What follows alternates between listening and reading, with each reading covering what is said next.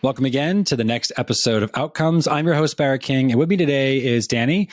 Fantastic human being and an incredibly animated personality. She's the VP and General Manager of Lead G2, which we'll get into in a minute. Bunch of background in being a part of ecosystems and leading a business that has contributed really highly to a variety of different tech stacks. I want to get into something very interesting today from a conversation actually you and I had a while back. But first off, welcome to the show. Thanks. I'm excited to be here. Glad we're doing this. It's going to be fun. We have a lot of fun when we chat, obviously. And I think, you've got this really interesting perspective on what we're going to get into today. Before we do, though, do the first question we always start off with, which is, what does partnerships mean to you? And you said it's about collaborating in ways to help both businesses grow and thrive. I've heard something like that before, but then you doubled down. You said, and finding ways to improve the experience of our customers, which I love. Would you add to it? Would you change it? As always, the floor is yours.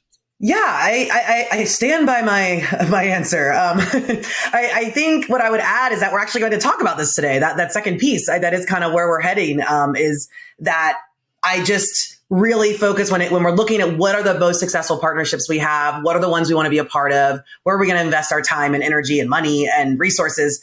Is this actually benefiting our customers? That is genuinely of the utmost importance to us. And is what actually pays off in the long run. When we try to force a tool or technology that isn't actually the right fit, it doesn't pan out. And we don't want to do that. Yep.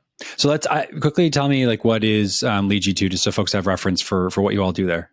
Yeah, we call ourselves a sales performance agency. Our parent company is a 40-year-old sales consulting firm, and we've been in the inbound marketing, sales enablement, kind of content marketing space for almost 12 years now.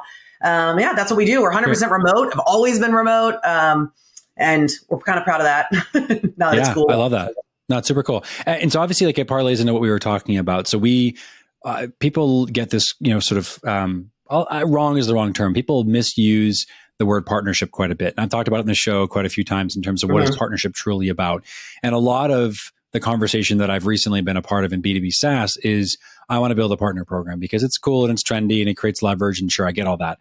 And most sales leaders that come to me that say, I want to build a program, where do I start? They talk about driving revenue. They talk about selling software, et cetera. What you and I talked about, which is what our focus is today, was the fact that saying you're going to build a program and actually building something for scale are very different. But most specifically, that when you start your program and you build your first, go to market, the thing that it sounds like you're hearing and seeing most as a missed opportunity is the idea of building a business model in a box. So really going to your first partners and saying, this is how we've been successful. Let's create the assets, create the methodology, build the framework so that you as an organization can adopt the thing that we've done well and then use it to benefit your organization. So I'm curious, in your experience then, how many businesses are missing that to start off?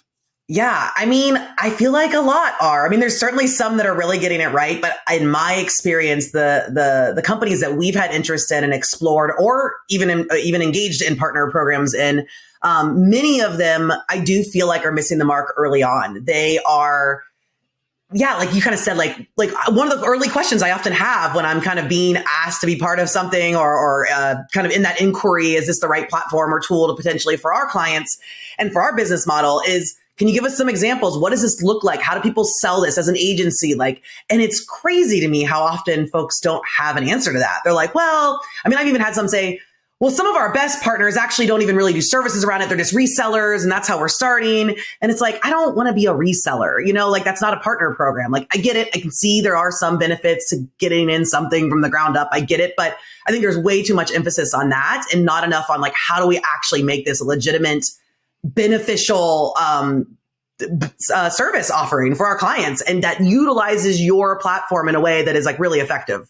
Yeah. How do we go to market together is probably the best way I've thought about it. Yeah. I agree with you. I think it's interesting because it does come up a lot. And I agree also with the designation between a reselling program and a partner program, that those are very definitively different things.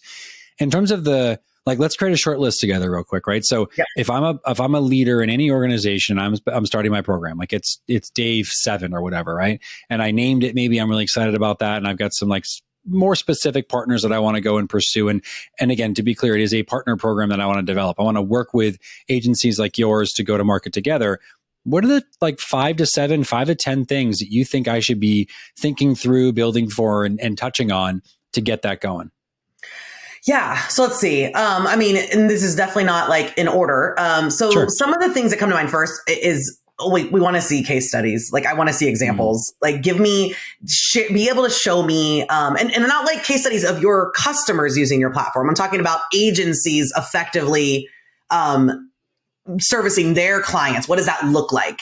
Got it. So you want the early adopter, like the early agencies, the early servicing partners that have come in to be a case study that you can then go and learn from.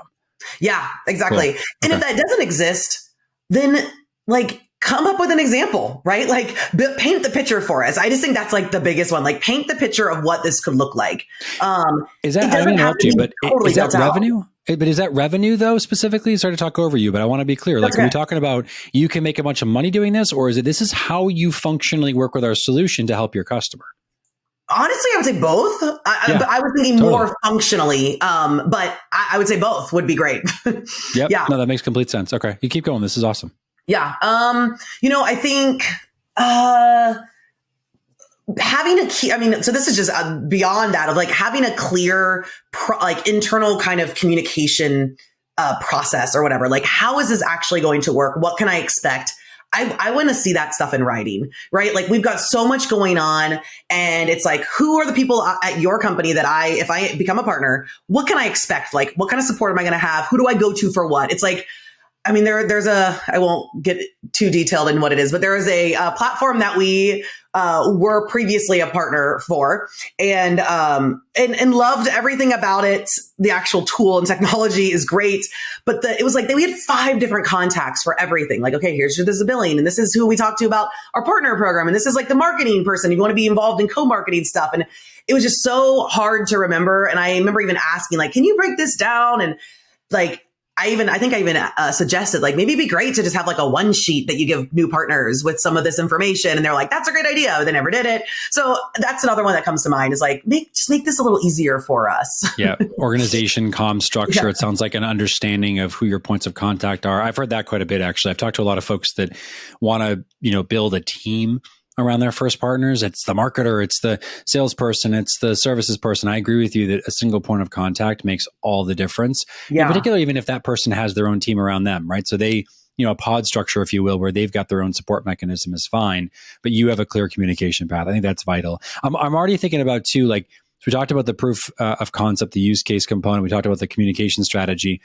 What about the actual tactical work? So we'll talk about training in a minute. I think there's something interesting around, like early on in some of the programs I've helped, I always go to, what does that first services package look like? Just even if you don't know anything about services, just go and say, these are the things that my customer has articulated they need. We want to work with companies like you because we know you do something like this. Yeah. And start off a conversation with some sort of a foundational, here's the 5 services and what we think you can charge in terms of cost. I think you can get that from the customer. I'm curious, have you experienced, a version of that, if you will, where it's just like a pre-built solution?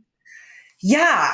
Honestly, the only partner program I've been a part of that has ever done that was HubSpot early on. Sure. HubSpot did a great job of really, I think, an exceptional job and this is, we were a HubSpot partner probably 11, 12 years ago when they first really started the partner program. And they would spell it out. Like, this is what people charge on average. This is kind of what we recommend. Here's what this might look like, and I think part of that has to do with HubSpot was part of creating even the idea of an inbound marketing agency. And so I think they saw the need for that like folks aren't doing this, like this doesn't exist. So let's help them. But so many other ones are too. So many folks, I look at like ABM, right? Just as one example, so many agencies that are getting into ABM, they haven't done it before. It's not like they're doing ABM and now they're adding this tool. It's an agency that is now wanting to add this service because it makes sense.